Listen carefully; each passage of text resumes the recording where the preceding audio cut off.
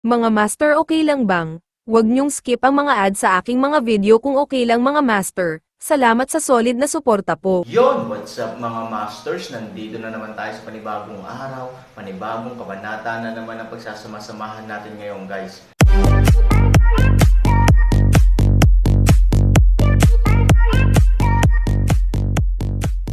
Bali mga masters, kung bago ka pa lang po sa aking YouTube channel, please click the subscribe button, lalong-lalo na po yung notification bell guys, para maging connected pa rin tayo sa isa't isa at maging updated kayo sa mga susunod ko pang video. Bali mga masters, bago natin umpisahan ng kwento ay mag-shoutout po muna tayo para sa mga solid nating tagapakinig. Shoutout kay One Piece PH, shoutout kay Thomas Molenos. Yun na nga mga masters, no? Bali hindi na ito patagalin. In 3, 2, 1, let's go! This time, tunog ng table tennis lang ang narinig ko sa pinangyarihan. Ang mga tunog na ito ay bumulaga pa sa mga puting eksperto na tumatakas. Kung tutusin, tiyak na makakaasa sila na may darating sa lahat, ngunit sino ang makakaasa na ang mga humahabol sa likod nila ay hindi sumisigaw at naghahampas, kundi isang toneladang metal na dumadagandong. Gayunpaman, tulad ng mga puting nakasuot na master na ito ay lumingon sa takot, sila ay halos pareho sa mga dapat na mahuli. Narinig lamang nila ang isang malakas na kalabog at ang mga armas sa kanilang mga kamay ay sama-samang nahulog. Kasabay nito, ang mga taong ito ay walang hitsura ng isang master. Isa-isa nilang ibinuka ang kanilang mga bibig at tumingin sa hangin sa oras na ito.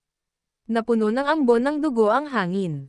Ngunit si Aaron ay dumura pa rin ng dugo sa kanyang bibig at hindi gumagalaw. Sa halip, ang madilim na ulan sa tapat niya. Sa oras na ito, mahigpit niyang tinakpan ang kanyang dibdib gamit ang isang kamay. Kitang-kita sa paglitaw ng mga bahid ng dugo sa bibig niya na halatang ini-spray niya ang blood mist. Paano? Natakot si Mingyu kay Aaron. Tulad ng sinabi ko, mali ang kalkulasyon mo. Magiliw na ngumiti si Aaron, nagbayad ako ng halaga para sa pagmamaliit sa kaaway. Para kang ulan. Pagkatapos nito, binawi ni Aaron ang kanyang kamay sa paghaharap, itinaas ito ng bahagya, ikanaway ito kay Mingyu at gumawa ng palm na kilos. Nang walang patnubay ng kamay ni Aaron, ang buong katawan ni Mingyu ay diretsyong bumagsak mula sa hangin na parang sirangkatkan.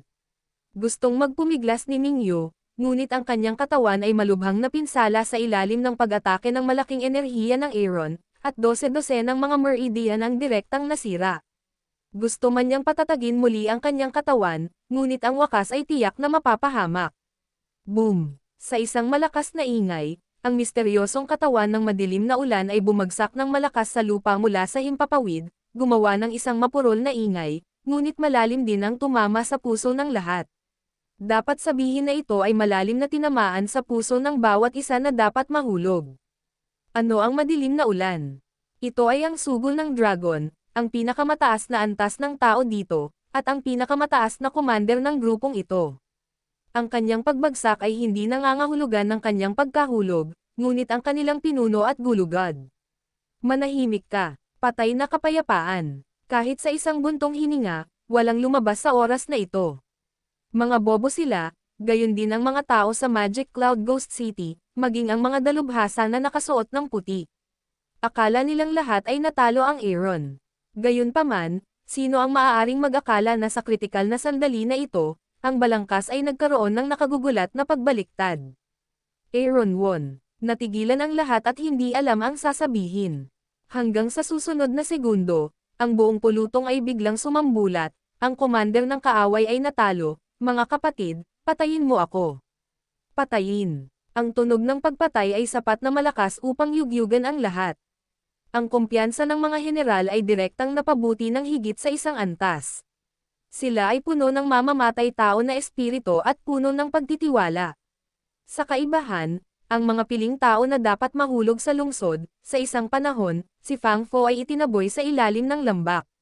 Sa harap ng matinding pag-atake ng Demon Cloud Ghost City at ng grupo ng mga kakaibang hayop, hindi sila lumaban. Nakalimutan pa nila ang pagpili ng paglaban. Sa pagmamadali, nawala ang kanilang mga armas at tumakas. Kahit na ang Panginoon General ay nalutas na. Sino ang nasa mood pa na lumaban muli at sino pa ang may tiwala sa sarili? Sa orihinal, Ang sitwasyon ng potensyal na puwersang militar at puwersa ng kaaway ay patuloy na tumatagilid patungo sa balanse sa ibang direksyon. Aaron, okay lang ba? Sa kabilang panig ng puting damit, gulat na hinubad ng entourage ang kanyang sombrero.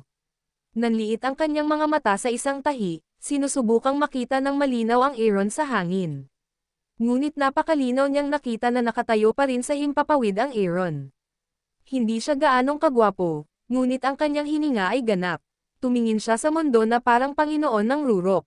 Ilang kahulugan. Halatang ngumiti ang babaeng leader. Kahit ang sarili niya, hindi niya akalain na magiging ganito ka-divine ang plot. Maging ang mananalaysay sa ilalim ng tulay ay hindi nang ahas na sabihin iyon sa araw na iyon. You really should be happy. At least, he explained that you didn't look wrong, and your decision is not absurd, but this. Nang bumagsak ang mga salita, direktang sinindihan ng attendant ang kanyang hinlalaki, at hindi na kailangang magsabi patungkol sa kahulugan ng papuri. Ngumiti ang babaeng pinuno, ano pa ang ginagawa mo? Hindi ka ba nagmamadaling tumulong? Ngumiti ang entourage, tumango, iwinagayway ang kanyang malaking kamay at inutusan ang mga dalubhasang nakaputi na bumalik sa pag-atake at magmadaling bumalik upang patayin ang general. Patayin. Biglang tumunog na naman ang pamatay. Sa tulong ng Magic Cloud Ghost City, ang tunog ng buong bahay ng master ng lungsod ay parang nanginginig sa kalangitan.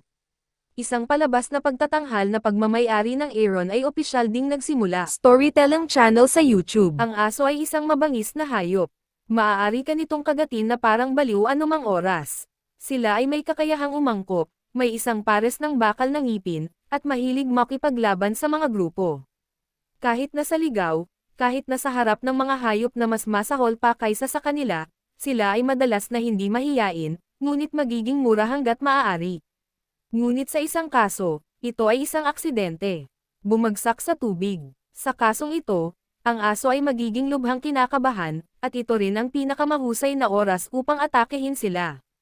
Kaya naman, mula pa noong unang panahon, may kasabihan na kung tawagin ay sakit na matalo ang nalulunod na aso. Ito ay nangyayari sa residents ng City Lord's residence sa lungsod. Sa mahusay na moral ng Aaron, ang moral ng taxi sa lungsod ay ganap na bumagsak at hamina, bumagsak sa isang bagong taas. Tumakas sila at itinapon ang kanilang baluti. Hindi banggitin ang kaguluhan, ang buong hukbo ay bumagsak. Not to mention them, even those masters know that the tide is over. Walang gustong kabkuban ang Aaron sa ngayon. Gusto lang nilang umalis dito at tumakbo para sa kanilang buhay.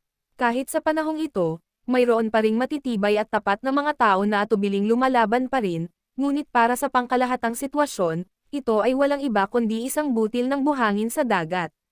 Ito ay hindi lamang walang epekto at kabuluhan, ngunit mas mapait at miserable. Ang mga kakaibang hayop na walang pigil ay nagsimulang tumakbo ng laganap.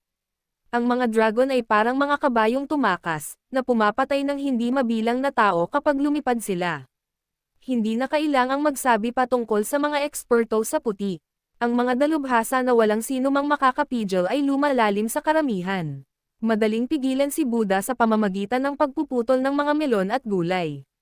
Ang mga sundalo at eksperto na dapat mahulog sa lungsod ay ganap na naging live na target sa kanilang mga mata. Si Zhu Yanshua ay namumutla at nasa ulirat. Ang kanyang mga mata ay puno ng kawalan ng pag-asa at ayaw.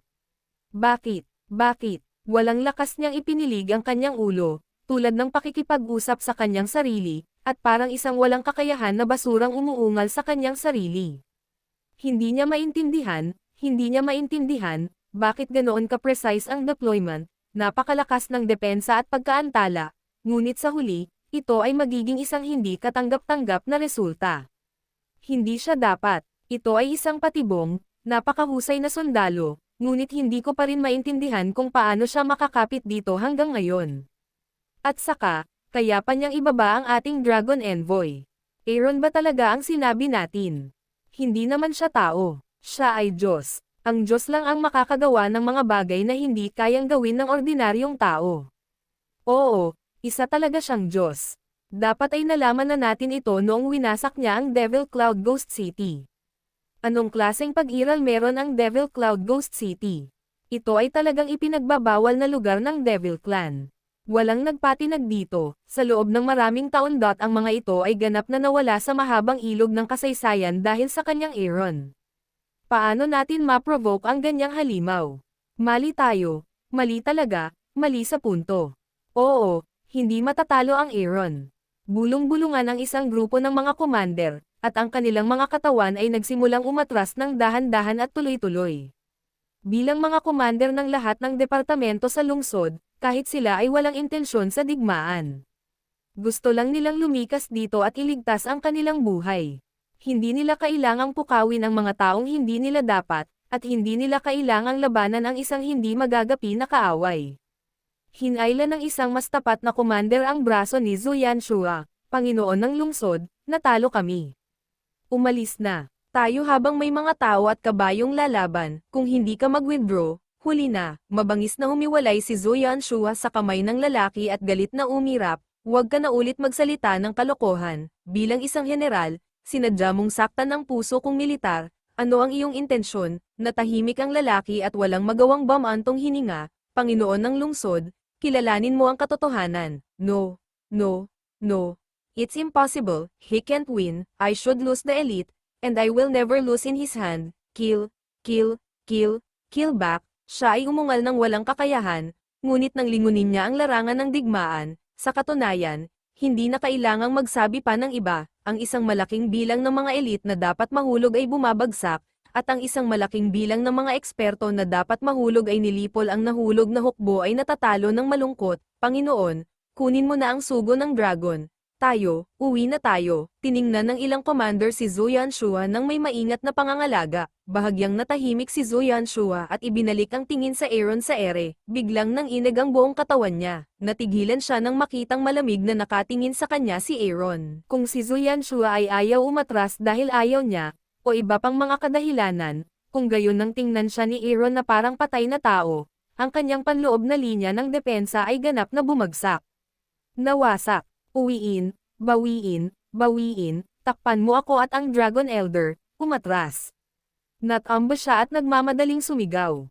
Sabay takbo sa direksyon ng madilim na ulan. Takpan ang Panginoon ng lungsod at ang matanda sa dragon. Sa pagmamadali, sumigaw ng malakas ang ilang commander, na binati ang mga tumakas na sundalo at ang kanilang mga kasama.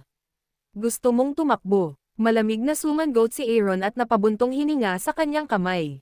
Direkta niyang pinatay ang general. Tigilan mo siya. Maraming commander ang sabay-sabay na uminom at pinangunahan ang 12-12 ng eksperto at daan-daang sundalo para pigilan sila. Walang pakialam si Zhu Yanshua sa 37 o 21. Pagkasundo niya kay Minggayo, aalis na siya sa likod ng main hall. Bitawan mo ako at utusan mo ang tropa. Walang sino man ang pinapayagang umatras. Labanan mo ako at labanan mo ako ng husto. Kahit na si Mingyu ay malubhang nasugatan, hindi siya nagpapatawad at sumigaw ng galit. Kahit na, sinubukan niyang humiwalay sa tulong ni Zhu Yanshua. Si Zhu Yanshua ay mukhang nag-aalala at sinabing, Elder Shenlang, Yu Gang, ito ang aking lungsod. Sa pribado, ako ay may sama ng loob laban sa Aaron. Masasabi kong gusto kong pumatay ng Aaron ng higit pa sa sinuman. Ngunit ang katotohanan ay ang ating hukbo ay lubhang natalo. Ang moral ng hukbo ay nawala, at nagkalat na at tumakas. Bayan na lamang ang pag-organisa ng mga epektibong puwersa para lumaban. Ngayon ang ating hukbo ay hindi man lamang nakakalap ng mga pinakapangunahing organisasyon. Ito, paano natin lalabanan ang Aaron? Withdraw, withdraw, this time talo na tayo, talo. Tumingin si Mingyu sa paligid. Oo, ayaw na niyang aminin, pero dapat alam niyang wala na sila. Sa larangan ng digmaan, makikita natin na ang ating mga sundalo ay patay, nasugatan at tumatakbo. Sa kabaligtaran, si Hansani ay puno ng fighting spirit at mamamatay tao. Sa magkabilang panig ng laro, tumayo ng mataas at gumawa ng paghatol. Go, go! Nakagat niya ang kanyang mga ngipin at dalawang malalaking salita ang lumabas sa kanyang bibig sa sobrang hirap. Oo, sa wakas, gamaan ang loob ni Zhu Yanshua. Tinulungan niya si Minggayo sa kanyang mga ngipin at mabilis na umatras patungo sa likod ng bulwagan. Galit na galit si Aaron, ngunit mahirap para sa kanya na makalayo dito sandali. Sa hitsura ng bureau, ang pinuno sa puti sa lalong madaling panahon na tagpuan ito, at nagmamadaling inutusan ang kanyang mga puting subordinate, agad na suportahan ang Aaron. Dose-dosenang mga eksperto sa puti ay agad na kumuha ng mga order, direktang umalis sa kasalukuyang larangan ng digmaan, at lumipad patungo sa Aaron. Sa suporta ng mga ekspertong ito at Aaron, siya ay napakabangis. Makalipas ang ilang segundo, agad siyang umatras at dumiretso kina Minggayo at Zuyanshua. Sa oras na ito, kakaunti lang ang mga bantay sa paligid nila. Kahit na ang mga taong ito ay mahusay din na mga manlalaro, sila ay talagang mga mole ants lamang para sa Aaron. Protektahan ang sugo ng dragon. Si Zuyanshua ay umungal ng malakas. Ang dahilan kung bakit ang mga gwardya ay dahil sila ay mas espiritual kaysa sa mga ordinaryong sundalo. Kahit alam nilang wala sila sa daan ng Mantes, nagmamadali pa rin silang umakyat ng hindi lumilingon. Aaron ay napakahirap na humahabol. Elder Shenlong, natatakot ako na hindi tayo makatakas sa ating momentum. Nag-aalalang sabi ni Zuyanshua. Para talagang mga bata ang mga gwardya sa harap ng Aaron. Halos isang palad ang Aaron, walang pag-aalinlangan. Sinarado ng mga ngipin ni Mingyu. Ang kanyang baywang at halatang naiintindihan ito, ngunit sa kasalukuyan, ipinakita na ang kanyang mga huling card, ano pa ang magagawa niya para pigilan ang Aaron. Oh, sabi ni Zuyanshua sa malalim na boses, bago pa siya matapos, agad na hamarang si Minggayo sa galit, imposible, ngunit kung hindi natin gagamitin ang pamamaraang ito, tayo, hindi na nagpatuloy si Zuyanshua, alam din niya kung ano ang kahihinatnan ng mga sinabi niya, gayunpaman, hinahabol siya ng Aaron, kung hindi siya magbabago sa panahon, natatakot akong sumimangot si Mingyu, bigla siyang tumigil sa pagtakbo, siguro ito lang ang paraan. Yun na nga mga masters, no? Bali panibagong kabanata na naman yung natapos natin ngayong gabi. Muli, maraming salamat po talaga sa walang sawang suporta po sa aking YouTube channel na talagang inaabangan niyo po ang bawat upload ko po. Bali mga masters, magkita-kita ulit po tayo bukas ng gabi at ngayon po ay magpapaalam po muna tayo. Bali mga masters, bye-bye!